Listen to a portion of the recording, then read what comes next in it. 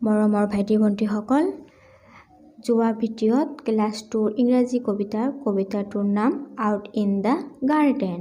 এইটো কবিতাৰ মই 8 লাইন পঢ়াই শুনাইছোঁ আৰু বাকী 7 লাইন আজি পঢ়াই শুনাম। তেন্তে ব'লা ভিডিঅ'টো আমি আৰম্ভ কৰোঁ। Out in the garden.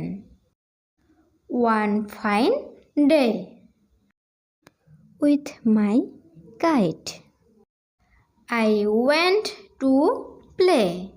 I flew it right. I flew it left. I flew it height. On one fine day.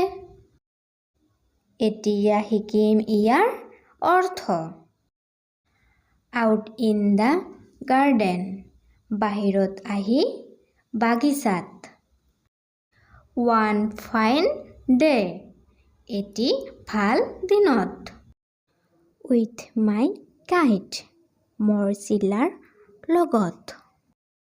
I went to play, মই খেলিবলৈ গৈছিলোঁ। আই ফ্লু ইট ৰাইট, মই ইয়াক সোঁফালে উৰুৱাইছিলোঁ।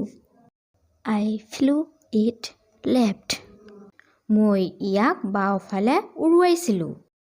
আই ফ্লু ইট হাইট, মই ইয়াক ওপৰত উৰুৱাইছিলোঁ। অন ওৱান ফাইন ডে, এটি ভাল দিনত।